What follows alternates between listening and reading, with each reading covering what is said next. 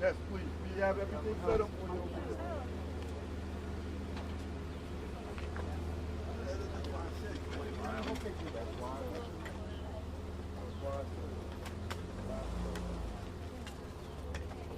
Thank you.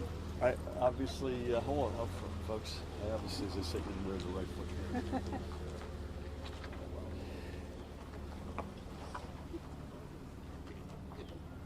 You all good? So good morning, everybody. I was saying to the mayor, and Angie Devaney is a great mayor here in Berkeley Heights. I said as I got out of the truck, I've been in this town a lot over the past almost 8 years, and up until today, every one of them was sort of celebration of one thing or another. But I want to thank the mayor, her emergency responders, members of leadership of law enforcement. You know, last night we got crushed. Not just here in Berkeley Heights, but in this part of the state in particular. Sadly, 2 losses of life in Plainfield in a vehicle that was swept away, and sadly, the deceased were extracted. Thank God no injuries or loss of life here, and we're not aware of any loss of life elsewhere, although we're still in constant communication with a whole range of towns and counties. Not all in Union County, but a lot of them in Union County. I'd say Somerset County is the other county where we've had a significant amount of back and forth in terms of assessment of damage and injuries, etc. This was not a power outage event. As we stand here, there are less than 3,000 outages in the state. So thank God that was not an element here, and as Tony said, that would have been a big issue in Berkeley Heights if power had been out, and thank God in most places it didn't go out. We had a home explosion in North Plainfield. Reasons why we're not sure, being investigated, but thank God nobody was home and nobody got hurt as a result. But this is, you know, we're seeing more of this, and the intensity is so more frequent and more intensity. I think Angie and her team said 6 inches of rain in under 2.5 hours in 2 waves. Importantly, one wave sort of knocked a lot of these communities a little bit off kilter, and the second one came in for the kill. And so we're assessing around all these communities and counties state of play as we speak.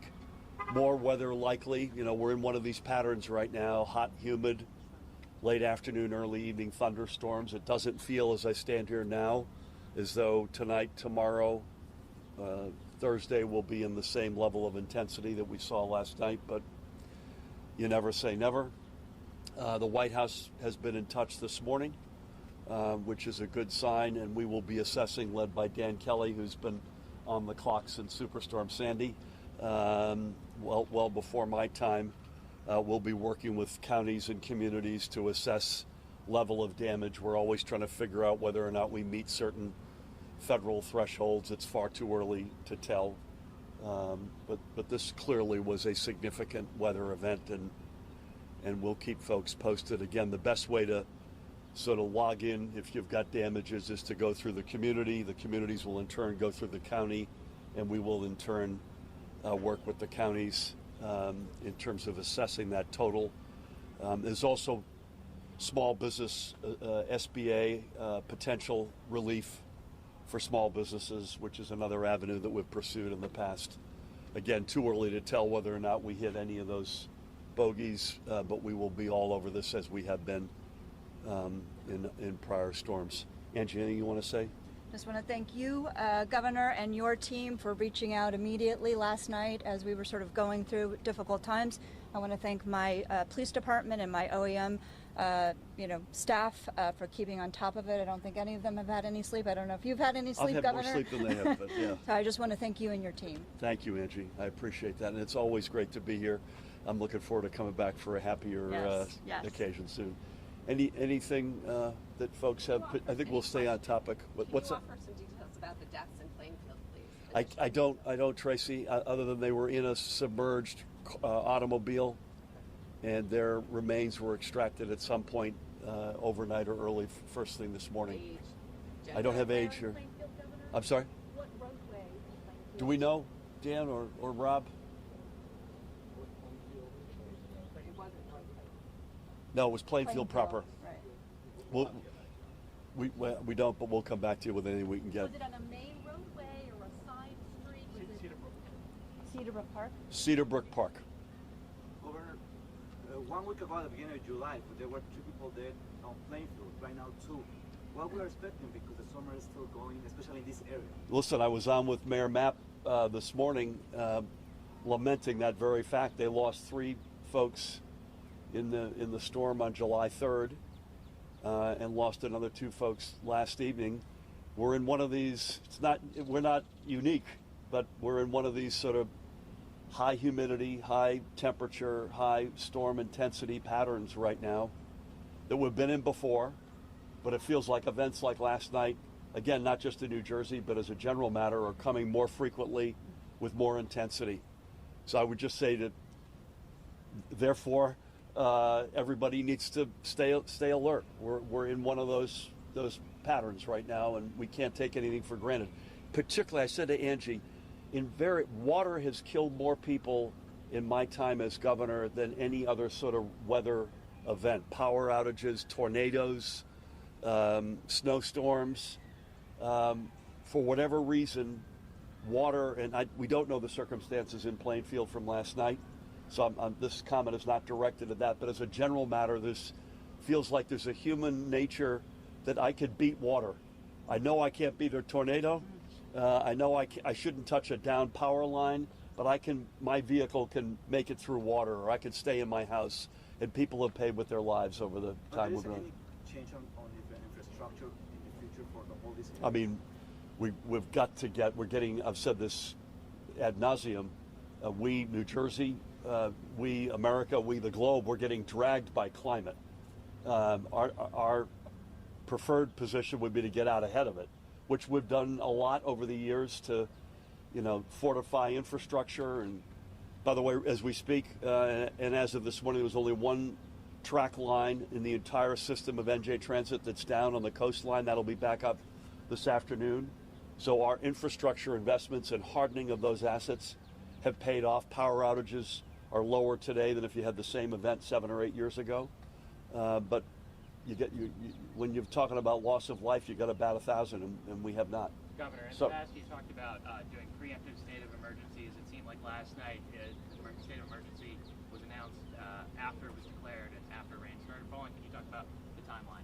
I mean, I don't know that we had the confidence. My colleagues can interject here in terms of what would the ultimate intensity of this storm be before the storm. We put out a pretty aggressive amount of social media yesterday afternoon. Tim Hillman, Chief of Staff, and I were in a series of meetings together, and we were cranking out warnings. But it's pretty clear. And by the way, the state of emergency went for the entire state, not just for this part of the state, because other parts of the state later on last evening and through the night had significant weather as well. So you try to call those shots as best you can. Had we called it an hour earlier, I'm not sure that would have impacted things, but we obviously try to get it as right as we can. Did alerts go out on cell phones of the flood? I'm not sure. Yeah, cell phones did. I'm confused. I do have a question. Hold on one sec. Was that your question? Yeah, I just was curious Alerts, to know where people's cell alerts phones did go out, and we were aggressive on social media. Did alerts go out in Scotch Plains, Plainfield, and Northfield? Because I know I didn't get one. I don't know. Where are you? Scotch Plains. Scotch Plains got hit. Scotch Plains was the first mayor I connected with last night. I don't know when that alerts went out in Scotch Plains. Romney Smith with WNBC. Quick question. I know you talk about the intensity becoming more frequent with storms and what the state has done. What should people and homeowners and renters know about what they can do proactively to prepare for before a storm hits? Yeah, that's a great question. I mean, I think it's a lot of common sense. We've got a sort of regular pattern, whether it's rain, there's a particular pattern, a windstorm, a snowstorm. Use your head. I mean, if you see water, if it says don't pass, please God. Make sure you feel like you're on high ground as it relates to a water event. Don't ever go near any down power lines. Don't assume your neighbor's going to call in the fact that your street's out of power. Proactively take steps like that. I think it's largely a common sense, a set of common sense pieces of advice. Governor, you talked about infrastructure. Hold on one sec. You talked about infrastructure. There's some residents by Lawrence Drive and I think Bridgewood that are complaining about a creek in that area. Mayor, if you want to chime in, what's being done? Because they mentioned that with every storm, their basements keep getting flooded. So in terms of protecting that creek, or adding something to that creek so that they're not heavily hit every time. Yeah, we've been working actively with our engineering department and our DPW. Some of it is private property, and I echo the governor's words, use common sense. Last night we issued, the chief and I and the OEM director, shelter in place type of thing. So we're working through that issue in particular. Our DPW always goes out ahead of a storm and secures different, creeks that are township property. But again, encourage residents who have that type of, creek or water structure behind their home to make sure that they're doing the same types of things, making sure that it's cleaned out, that kind of thing. I mean, the long-term game includes everything from Army Corps of Engineers on certain projects to our Department of Environmental Protection as we speak, changing construction standards, to our Blue Acres program, which has been in place, which gives people the option to basically sell at an acceptable price and move out of a floodplain. A whole range of long-term steps we could take, but that's not going to help you last night if you're sitting by that creek, right? Governor, the whole Green Road, that was very interesting because that was very rare for it to flow into Route 22 and onto Scotch Plains and Plainfield. Very rare that it would flood there. Is there any more, are there any more factors in addition to the climate change, to just intense rain that could have just contributed to that massive encore of the water into Route 22 where a lot of cars are? Yeah, let me just say I'm glad you brought this up because Route 22 and that stretch is still closed between Watchung and North Plainfield, I believe. There are 4 areas where the road is either buckled or there is significant debris, and our Department of Transportation, under the great leadership of Fran O'Connor, is cleaning that up. The answer on the specifics is I don't know yet. There is the generic issue, but you hear now constantly, Angie herself last night in our exchanges said that she had never, I don't want to put words in your mouth, you had never seen flooding like this. You hear, or this place has never flooded before, it's now flooding. Turns out this area behind us, in fact, has flooded before.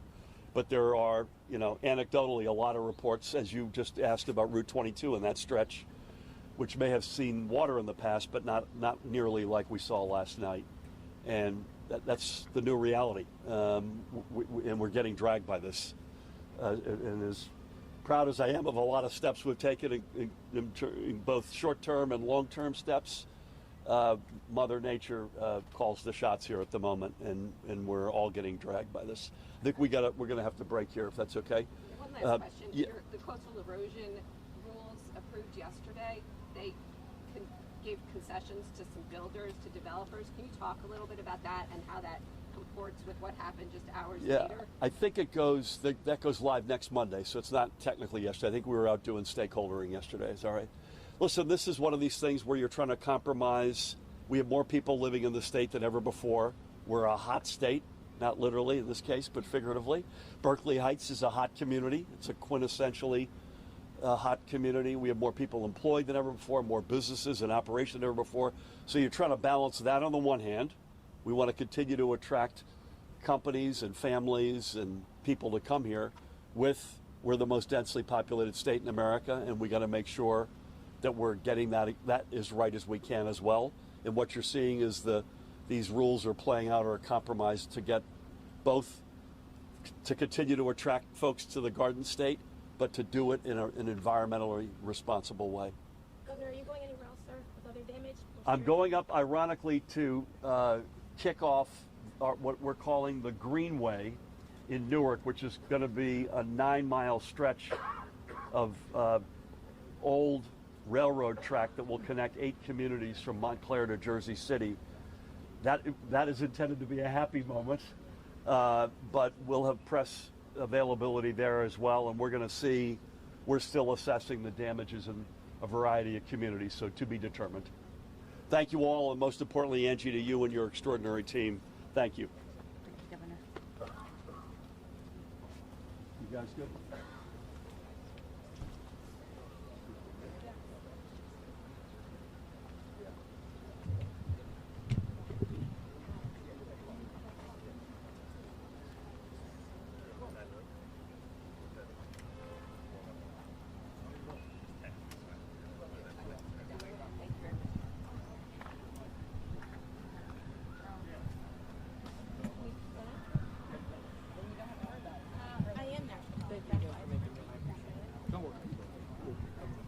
Whose light stand? Thank you.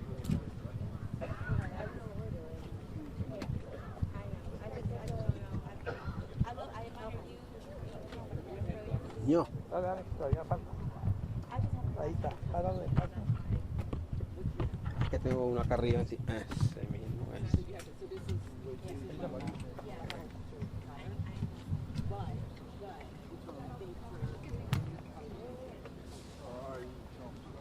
You gonna call? Oh, okay, so yeah.